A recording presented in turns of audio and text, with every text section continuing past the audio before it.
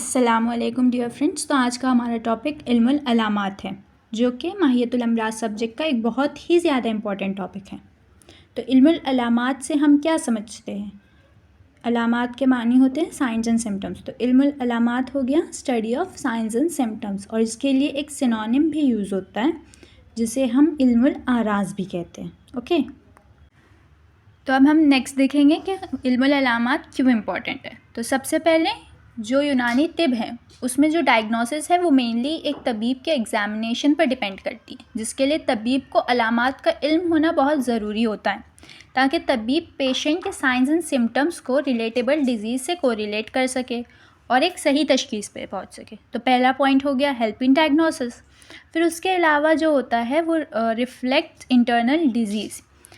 इसके अलावा मतलब इंटरनल डिजीज़ को रिफ्लेक्ट करने में हेल्पफुल होता है, जैसे नब्स को देखकर या पेशेंट के बिल्ड या फिर बॉडी कलर को देखकर वो तशखीस तक पहुंच सकें।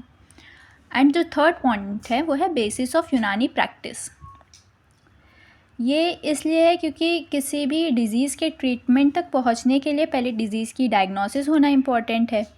Therefore it is the basis of यूनानी प्रैक्टिस। नेक्स्ट स्लाइड है हमारी डेफिनेशन ऑफ इल्मुल अलामात।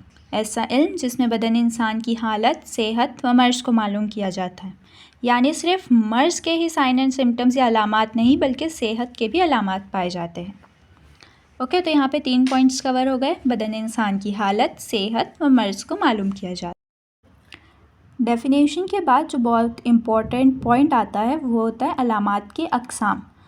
तो बेसिकली अलामात की अक़साम होती है अलामात मुज़क्किरा, अलामात दाल्ला, अलामात तक़द्दमतुल मारिफ़ा, अलामात सहिया और अलामात मर्ज़िया। तो अब हम नेक्स्ट स्लाइड में वन बाय वन एक एक हेडिंग्स को देखते हैं। तो यहाँ पे सबसे पहली टाइप है अलामात मुज़क्किरा, यानी ऐसी अलामात जो गुज़िश्ता हालत की निशानदेही करती है, उसे अलामात मुज़क्किरा कहा जाता है। यानी मरीज़ आपके पास कोई अलामात लेकर आया है और उन अलामात से आपको मरीज़ के चंद मिनट पहले या चंद घंटे पहले का अंदाज़ा हो रहा है, तो ऐसी अलामात को हम अलामात मुज़क्किरा कहते हैं। तो अब यहाँ पे मिसाल के ज़रिए समझते हैं, जैसे कि कोई पेशेंट आपकी ओपीडी में आया है और उसकी जो जिल्द है वो तर है से मुराद कि उसको जो होता है पसीना हुआ है तो उसकी वजह से उसकी जिल्द तर हो गई है, और उसके साथ जब आपने उसकी नब्ज़ देखी है तो वो भी ज़ईफ़ आ रही है। तो हमें इन अलामात से ये अंदाज़ा हो जाएगा कि मरीज़ जो होता है बुखार की हालत से गुज़र चुका है, यानी माजी में उसको बुखार आया था। नेक्स्ट टाइप है अलामात दाल्ला, यानी ऐसी अलामात जो मौजूदा हालात की निशानदेही करती है, उसे अलामात दाल्ला कहते हैं। यानी हमें मरीज़ की प्रेजेंट में जो कंडीशन है उसका अंदाज़ा लग जाता है ऐसी अलामात से, और इसकी वजह से जो होता है इलाज व तदमीर में भी मदद मिलती है।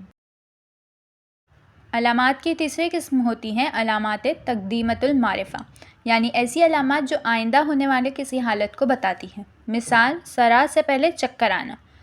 चक्कर के आने को सरा की इब्तदाई अलामात समझी जाती है, इसलिए इसकी जो मिसाल है वो अलामात तक़दीमतुल मारिफ़ा में ली गई है।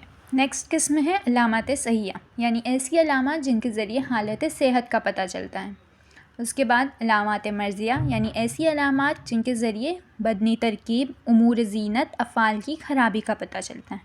ये दोनों जो किस्म है ये बहुत ही इम्पॉर्टेंट है, तो हम इन्हें नेक्स्ट वीडियोज़ में तफसील से देखेंगे।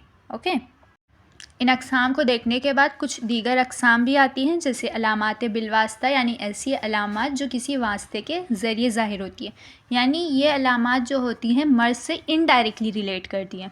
उसके अलावा अलामात बिला वास्ता, ऐसी अलामात जो बग़ैर किसी वास्ते के ज़रिए ज़ाहिर होती हैं, मतलब ये सारी अलामातें मर्ज़ से डायरेक्टली रिलेट करेंगी। जैसे अगर तबीब किसी मरीज़ की नब्ज़ देख रहा है और वो नब्ज़ सही है तो वो डायरेक्टली अंदाज़ा लगा लेगा कि ये जो है बुखार की वजह से। सो जो इल्मुल अलामात का टॉपिक था वो यहीं पर मुकम्मल होता है। मिलते हैं नेक्स्ट वीडियो में, तब तक के अल्लाह हाफ़िज़।